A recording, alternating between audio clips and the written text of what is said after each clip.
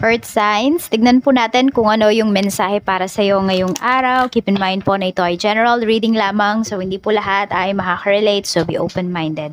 Sa mga hindi pa po nakasubscribe dito sa ating channel, please subscribe na po kayo and palike na din po ng ating video. At sa mga nice pong mag-avail ng ating private readings, lucky stones, amulet, and bracelets natin, message lang po kayo sa ating Facebook page, Tarot Intentions by Eliana Reyes. Nasa baba po yung link, nasa nasa description box. Okay? So, pag nag-avail na po kayo, tsaka ko pa lang po gagawin yung inyong bracelet para sukat talaga siya sa inyo. So, dapat alam nyo kung ano ba yung sukat ng wrist po ninyo.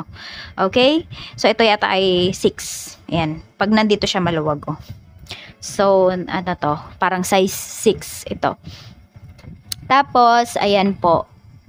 Okay, mag-alala kasi activated na yan lahat. Oo, gagawin ko na lang para sa inyo talaga. So, ayan. Tama na po ang ating chika. Punta na tayo sa reading. Ayan, baka naboboard na kayo. We have chop wood. So, ito, ma-effort talaga kayo ngayong araw na to. Parang pagod yung iba sa inyo. Alam niyo yung parang magsisimula kayo from scratch ngayong araw na ito. Meron din akong nakikita dito, parang may dinidikit kayo. O, I mean, gumagamit kayo ng pandikit. Ayan. Oo. We have serendipity. Ay, baka may makakatulong naman sa inyo. Actually, yung efforts nyo ngayon, Earth Signs, is ano siya, magiging ano siya, well rewarded. We have cleaned it up. Ayan, so marami yata kayong lilinisin ngayong araw na ito. So, hindi ko alam kung ano ba yan. Nagdidikit ba kayo? Or may tinatanggal ba kayo dito ng mga nakadikit kung saan-saan? Tignan natin, we have building blocks. Okay, so ayan, parang ano talaga, ang pinapakita dito is pwedeng nagpaparenovate yung iba sa inyo ng bahay, or could be nagpapagawa, or aayusin nyo lang talaga, more on general cleaning ngayong araw na ito. So, hindi ko alam kung naglilinis din yung iba sa inyo dito. Ayan o, kasi pwedeng meron kayong bonus dito na ma-receive. Kung ano man po yung ano ninyo, yung inyong trabaho. So, some of you, pwedeng sa mga building yung nililinis ninyo. Yung iba naman sa inyo, pwedeng sa hotel kayo nagwo-work. Ayan.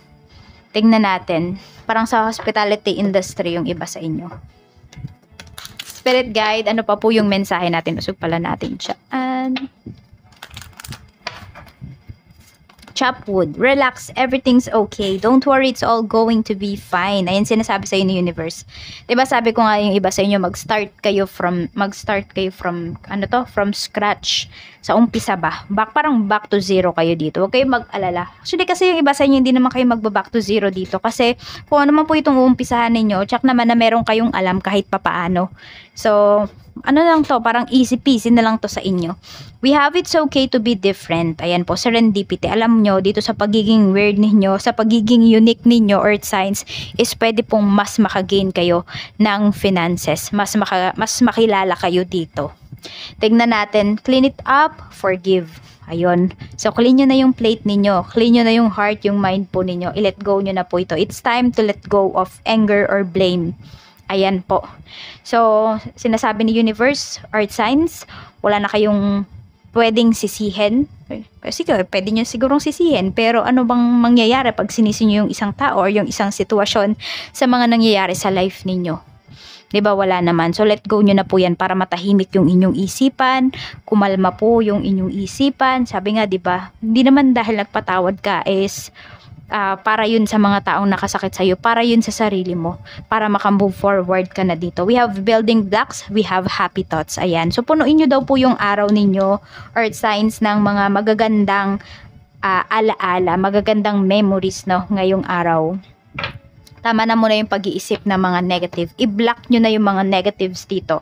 At umpisahan nyo na po na maging masaya sa life ninyo. Or sabihin natin, kasi pag nakontento kayo at pag nalaman ninyo kung paano ba, paano ba i-accept, no, yung mga bagay-bagay, and also, nandoon din na alam mo kung ano ba yung mga blessings na nare-receive mo, maliit man yan or malaki, at nandoon na thankful ka, mas marami ka pang blessings na marireceive.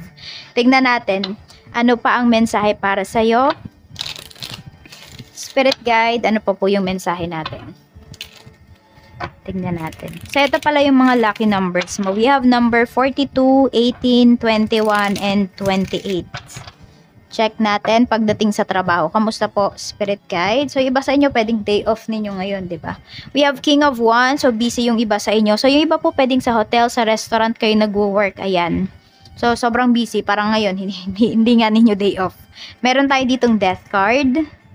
Tapos, meron tayo ditong Queen of Cups. Ayan, medyo pagod kayo talaga ngayong araw na to. Tapos, parang meron na naman kayong mga bagong gagawin dito.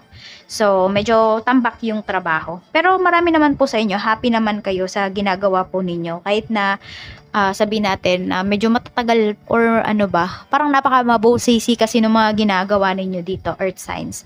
Check natin pagdating naman sa business. The world. So, may celebration po dito. Tapos, yung iba sa inyo, yung mga transactions nyo yata regarding dito sa business ninyo is, ano po, mga international or pwede yung supply ninyo nanggagaling pa yata sa ibang bansa. So, both kayo dito happy. Yung mga staffs mo, ikaw, at saka yung mga clients nyo. Lahat pala kayo dito nagbe-benefit sa isa't isa. We have 7 of Cups. Ayan po. So, madami ding trabaho. Madami ding, reservations. Madami din talagang ginagawa. So, iba talaga sa inyo more on sa restaurant yata kayo nagwo-work. Ganyan. Fast food restaurants. Tignan natin. Could be sa mga fine dining. Yung iba naman sa mga booths. Ay, tama ba? Ano ba yung tawag doon? May tawag doon eh. Kalimutan ko. Basta yun, kunwari sa mga mall, ganun po. We have Justice, ayan. Pagdating naman ito sa inyong mga kliyente. So, yung mga kliyente nyo po talaga is mga patas yan. Mga, sabihin natin, mga matatalino, yung mga clients nyo. Oo. Ngayong araw na ito. So, we have naman po the Tower para sa mga single. So, marami dito na single. Kaka-break nyo lang yata. Some of you, 16 days. Yung iba naman sa inyo, 16 months na kayo simula nung break-up. Pero, siguro hanggang ngayon, di pa rin kayo naka-move forward. Ayan, nasasaktan pa rin kayo or pwedeng meron pa rin kayong hinanakit doon sa person ninyo. Kasi pwedeng grabe talaga yung ginawa niya sa'yo. Sa mga in a relationship naman po, we have 5 of Pentacles. So, may panlalamig dito ngayong araw. The Hierophant. Alam mo kasi, pwedeng yung person mo sunod-sunuran sa family niya. Earth signs, ayan. So, parang kapag niyayaya mo siyang lumabas, pag meron kang request sa kanya, lagi niyang itatanong ko muna sa family ko. Parang yung family niya lagi yung ginagawa niyang dahilan sa'yo. Tignan natin pagdating naman po sa mga mag-asawa. We have Page of Pentacles. Meron tayo ditong 10 of Wands. Okay? So, meron dito, medyo may gastos talaga kasi pwede nga po na may nagpapagawa dito ng bahay. Or kaya marami kayong gastusin ngayon, oh. Hindi ko alam kung binili mo na ng mga gifts yung mga anak mo for Christmas, ganyan. So, yung iba kasi sa inyo, ganyan. Kapag Pasko, is nagre-regaluhan kayo sa isa't isa or nire-regaluhan mo yung mga anak mo. Ayan po. So, meron dito na i-stress sa pagmamanage naman ng money. So, pwedeng yun naman yung inyong, hindi naman, siguro doon yung ninyo, pinag-uusapan ninyo ngayon. Siguro hindi naman nag-aaway, kundi diyan natutuon yung pag-uusap ninyo ngayon. Ayan po. So, meron dito na pwedeng nagbabalak na mag-apply ng work o kaya naman mag-business. Ayan po. So, ayan lang po yung mensahe para sa'yo. Earth Signs, maraming salamat po sa walang sawang pagsuporta ninyo dito sa aking channel. Mag-iingat kayo always and more blessings to come. Bye-bye!